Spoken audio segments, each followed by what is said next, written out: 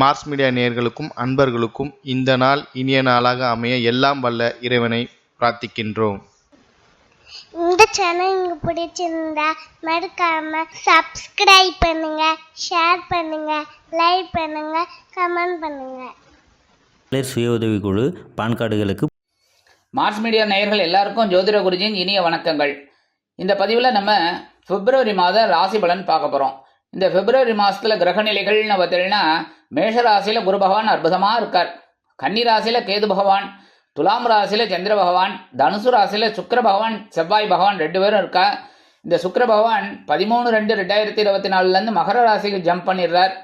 4/2/2024 மகர ராசிக்கு இந்த செவ்வாய் பகவான் அப்படியே உச்சமடைந்து சஞ்சாரம் பண்ண போறார். மகர ராசியில சூரிய பகவான் புத பகவான் இருக்கார். புத ஆதித்ய யோகத்தை கொடுத்துட்டு 13/2/2024 இந்த சூரிய பகவான் எங்க வர போறாருன்னு பார்த்தீங்கன்னா கும்பராசிக்கு பிரவேசம் பண்ண போறார். கும்பராசியில ஆல்ரெடி சனீஸ்வர பகவான் அங்க ஸ்ட்ராங்கா இருந்துட்டு இருக்கார், ஆட்சி. மீன ராசியில ராகு பகவான் குருவோட காரகத்துவத்தை பெற்று அருமையா சஞ்சாரம் பண்ணிட்டு இருக்கார். இந்த மாதம் பார்த்தீங்கன்னா இந்த பிப்ரவரி மாதம் 3 கிரகங்களில் பெயர்ச்சி இருக்கு, அற்புதமான பெயர்ச்சி. இதுதான் இந்த பிப்ரவரி மாதத்தோட கிரக நிலைகள். இனி ஒவ்வொரு ராசிக்கும் உண்டான ராசி பலனை பார்க்கலாமா? எனதருமை மகர ராசி நேயர்களே, இன்னைக்கு இந்த பதிவில் நம்ம என்ன பார்க்க போகிறோம் அப்படின்னா 2024 பிப்ரவரி மாத ராசி பலன். இந்த பிப்ரவரி மாதம் உங்களுக்கு ஏற்றம் தரும் மாதமா, எந்தெந்த கிரகங்கள் நன்மை செய்கிற அளவில் இருக்குது, எந்தெந்த கிரகங்கள் மூலமாக நீங்கள் கொஞ்சம் கவனமாக இருக்கணும், சந்திராஷ்டம தினங்கள் என்னென்னைக்கு பரிகாரமாக என்ன பண்ணினா ரொம்ப விசேஷம் அப்படிங்கிறத பற்றிலாம் நம்ம இப்போ தெளிவாக பார்க்க போகிறோம். உங்களோட ராசிநாதன் அப்படின்னு பார்த்தீங்கன்னா ஆயுள்காரகன், மந்தக்காரகன் சனீஸ்வர பகவான். சனீஸ்வர பகவான் அப்படிங்கிறதுனாலே நீங்கள் உழைப்புக்கு அஞ்ச மாட்டீங்க. எவ்வளோ வேலை கொடுத்தாலும் அற்புதமாக செஞ்சு முன்னேறக்கூடிய ஒரு ஆளுங்க நீங்கள். மகர ராசியை சேர்ந்த ஆணாகட்டும் பெண்ணாகட்டும் அவங்களுக்கெல்லாம் ஒரு வேகம் இருந்துகிட்டே இருக்கும். அதாவது மெதுவாக செஞ்சாலும் அது அருமையாக செய்யக்கூடிய ஒரு அமைப்பு. இந்த சனீஸ்வர பகவான் உங்களுக்கு தனவாக்கு குடும்பஸ்தானமாகிய 2ஆம் இடத்துல இருக்கு. 2ஆம் இடம் அப்படிங்கும்போது பாதச்சனி 7.5 முடிய போகிறது. இது முடிஞ்சதுன்னா அவ்வளோதான். அதனால இந்த பாதச்சனி அப்படிங்கிறதுனால இந்த கால் அந்த இதிலெல்லாம் பார்த்துக்கிறது நல்லது. அதாவது காலில் அடிபடாமல் பார்த்துக்கிறது நல்லது. காலில் ஏதான ஒரு வலி வந்ததுன்னா உடனே டாக்டரை போய் பாருங்கோ, சரியா? ஆனாலும் பார்த்தீங்கன்னா வீடு மனை வாகனம் வாங்கக்கூடிய ஒரு யோகம் உண்டாகும். அதே சமயம் முதல் சுற்று நடக்குது அப்படின்னா படிப்பில் கவனமாக இருக்கணும். 2வது சுற்று நடக்கிறது அப்படின்னா உடல் ஆரோக்கியத்தில் கொஞ்சம் கவனமாக இருந்தால் போகிறோம், மற்றபடி சுபகாரிய நிகழ்ச்சிகள் நடைபெறும்.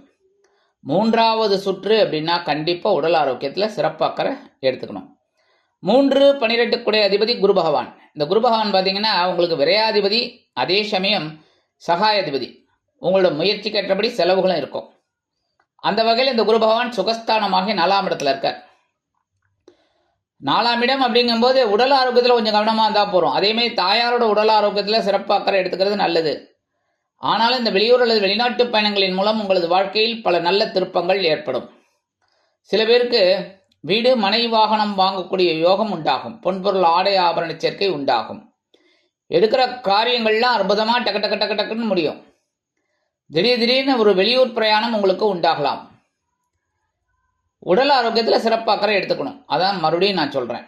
இருந்தாலும் இந்த குருவோட பார்வை அப்படிங்கும்போது உங்களோட ஆயுள் ஸ்தானத்தில் விழுது, ஜீவனஸ்தானத்தில் விழுது, விரயஸ்தானத்தில் விழுது.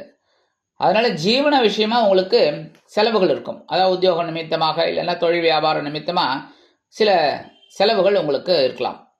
சில பேருக்கு பார்த்தீங்கன்னா சுபகாரிய செலவுகள் ஏற்படும்.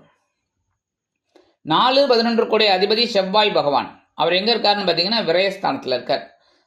செலவு தான் இருக்கும், கவலைப்பட வேணாம். ஏன்னா 3 நாள் தான் இருக்க போகிறார். அதுக்கப்புறம் என்ன பண்ணுறாருன்னா 4/2/2024 அந்த செவ்வாய் பகவான் உங்கள் ஜென்மராசிக்கு உட்காந்துடுறார். ஜென்மராசியில் உட்காந்துட்டு உச்சம் அடைஞ்சிடுறார். சாதாரணமாக மகர ராசியில் இந்த செவ்வாய் பகவான் உச்சம். அதனாலேயே உங்களுக்கு செவ்வாய் பகவான் அனுகூலமாக இருப்பார். செவ்வாய்க்கு நீங்கள் பிரீத்தி பண்ணிகிட்டே இருந்தீங்கனாலே உங்களுக்கு வாழ்வாதாரம் சிறப்பாக இருக்கும். அதுவும் சுகஸ்தானாதிபதி, லாபாதிபதி. லாபம் எவ்வளவு வருதோ அதை அனுபவிக்கக்கூடிய ஒரு சுகம் உங்களுக்கு கிடைக்கும். அந்த வகையில் இந்த செவ்வாய் பகவான் ஜென்மராசியில் இருக்கிறனால கொஞ்சம் உடல் ஆரோக்கியத்தில் கொஞ்சம் அக்கறை எடுத்துக்கிறது நல்லது. அதுவும் இந்த 40 வயசு தாண்டிடுது அப்படின்னாலே கொஞ்சம் உடம்ப கவனிச்சுக்கிறது நல்லதுங்க. அதே மாதிரி பேசுகிற வார்த்தையிலையும் கொஞ்சம் கவனமாக இருக்கணும். டக்கு டக்கு டக்கு டக்குன்னு பேசிடக்கூடாது. அதேமாதிரி விலை உயர்ந்த பொருட்களை கையாளும் பொழுது கவனம் அவசியம். எடுக்கிற காரியங்களில் நீங்கள் நிதானமாக செயலாற்றினீங்க அப்படின்னா நன்மைகள் கண்டிப்பாக கிடைக்கும். வேக வேகமாக செஞ்சால் தப்பு. விவேகத்தோடு அந்த வேகமும் இணையணும். அடுத்தபடியாக உறவுகள் இந்த நேரத்தில் உங்களுக்கு அனுகூலமாக இருப்பார்கள்.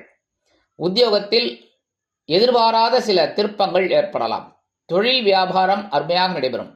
சீருடை பணியாளர்களாகிய காவல், இராணுவம், தீயணைப்புத்துறை, மருத்துவத்துறையில் வேலை பார்க்கும் அன்பர்களுக்கு எதிர்பார்க்கும் இடமாற்றம், பதவி மாற்றம், பதவி உயர்வு, சம்பள உயர்வு அருமையாக வந்து சேரும். 5, 10 அதிபதி சுக்கிர பகவான். இந்த சுக்கிர பகவான் விரைராசியில் இருக்கார். மாத ஆரம்பத்தில் குழந்தைகளின் மூலம் சில செலவுகள் வந்து சேரலாம். அதேமாதிரி தொழில் வியாபாரத்தை அபிவிருத்தி செய்யணுங்கிறதுல ஒரு செலவுகள் உங்களுக்கு கிடைக்கும். சில பேருக்கு பார்த்தீங்கன்னா எதிர்பாராத வெளியூர் பிரயாணத்துக்காக செலவு பண்ணுவேள். சுபகாரிய செலவுகள் உங்களுக்கு வரும். 13/2/2024 இந்த சுக்கிர பகவான் உங்கள் ஜென்மராசிக்கு வந்துடுறார். பொழுதுபோக்குக்காரகன், சந்தோஷக்காரகன் உங்கள் ஜென்மராசிக்கு வந்து செவ்வாயோடு இணைந்து சுக்கிரமங்கல யோகத்தை உங்களுக்கு கொடுக்குறார். என்ன அப்படின்னா, செவ்வாய் உஷ்ண கிரகம், சுக்கிரன் சந்தோஷ கிரகம். அப்படியே அந்த உஷ்ணத்தை அடக்குவார்.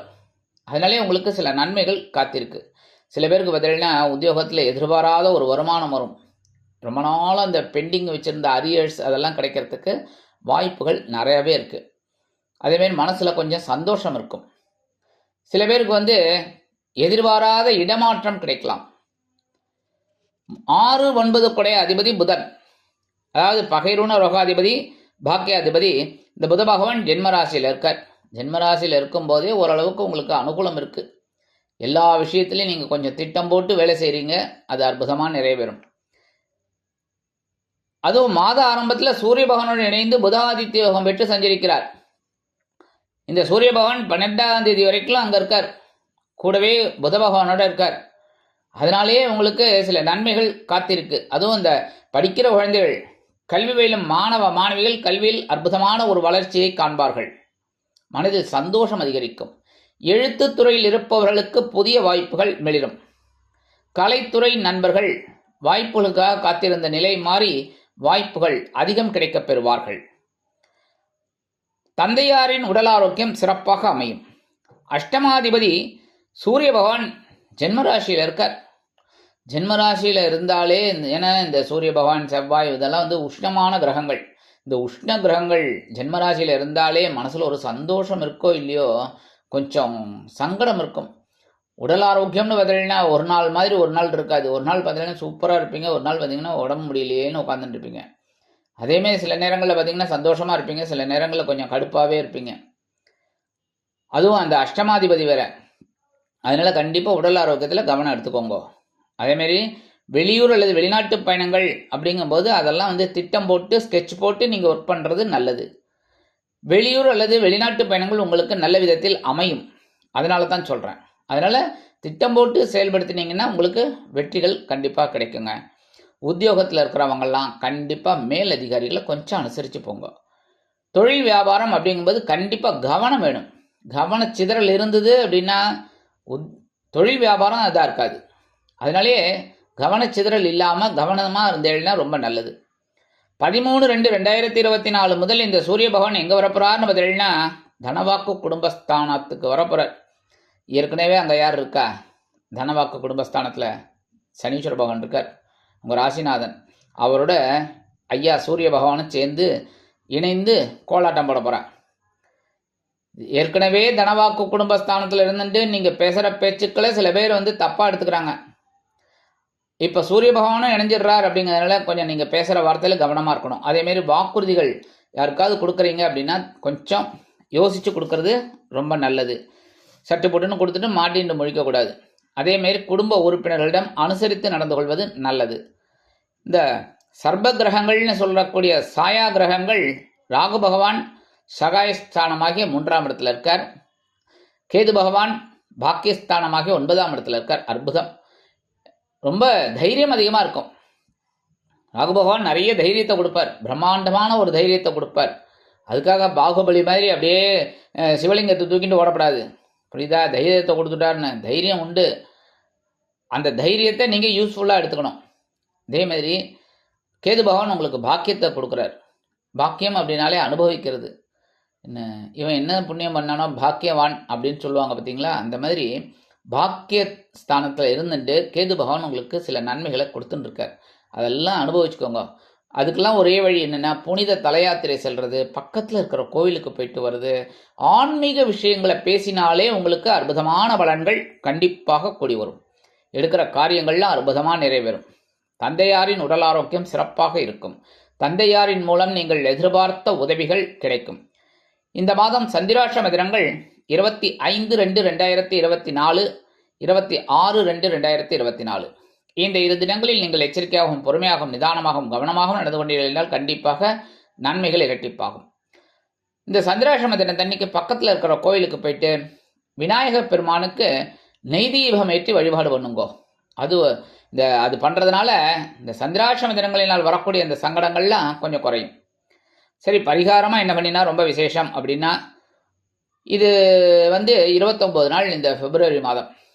அதனாலே நீங்கள் என்ன பண்ணுங்க, என்றைக்காவது ஒரு நாள் திருநள்ளாறு போயிட்டு வாங்கோ.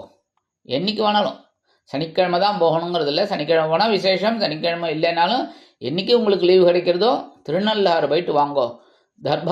தர்பாரண்யேஸ்வரர் அம்பாளை தரிசனம் பண்ணிவிட்டு தனியாக இருக்கிற சனீஸ்வர பகவான் சன்னதியை வணங்கிட்டு எல் தீபம் ஏற்றி வழிபாடு பண்ணிவிட்டு அங்கேயே கொஞ்சம் நேரம் பிரகாரத்தில் உட்காருங்க. அதுக்கப்புறம் கிளம்பி வாங்க. ரொம்ப அற்புதமான மாதமாக உங்களுக்கு கண்டிப்பாக இருக்கும். சரி, திருநள்ளாறு போக முடியாதவங்க என்ன சாமி பண்ணுறது? அருமையான கேள்வி. ஏன்னா எல்லாருக்கும் எல்லாமே வசதிகள் இருக்குது அப்படின்னா எதுவுமே கவலை இல்லை. சில பேர் கொஞ்சம் கஷ்டமாக இருக்கலாம், போக முடியாத ஒரு சிச்சுவேஷன், குடும்பத்திலே சரி, உத்தியோகத்திலே சரி, தொழில் வியாபாரத்தில் சரி. அவங்கெல்லாம் பக்கத்தில் இருக்கிற சிவன் கோவிலில் தான் இந்த நவக்கிரக சன்னதி இருக்கும். அந்த நவக்கிரக சன்னதிக்கு போயிட்டு சனீஸ்வர பகவானை மனதார தியானம் பண்ணி அவருக்குண்டான காயத்ரி காகத்வஜாய வித்மகே கட்கஹஸ்தாய தீமகி தன்னோ மந்த பிரச்சோதயாத் அதை சொல்லிட்டு வணங்கிட்டு ஏழு தெய்வம் ஏற்றி வழிபாடு பண்ணிட்டு வாங்கோ. கண்டிப்பாக இந்த பிப்ரவரி மாதம் ஒரு அற்புதமான திருப்பம் தரும் மாதமாக உங்களுக்கு அமையும் என்று கூறி விடைபெறுகிறேன். நன்றி, வணக்கம். மீண்டும் ஒரு அருமையான பதிவில் நான் உங்களை மனமகிழ்ச்சியோடு சந்திக்கிறேன். வாழ்த்துக்கள். வாழ்க வளமுடன். இந்த சேனல் உங்களுக்கு பிடிச்சிருந்தா மறக்காம சப்ஸ்கிரைப் பண்ணுங்க, லைக் பண்ணுங்க, ஷேர் பண்ணுங்க.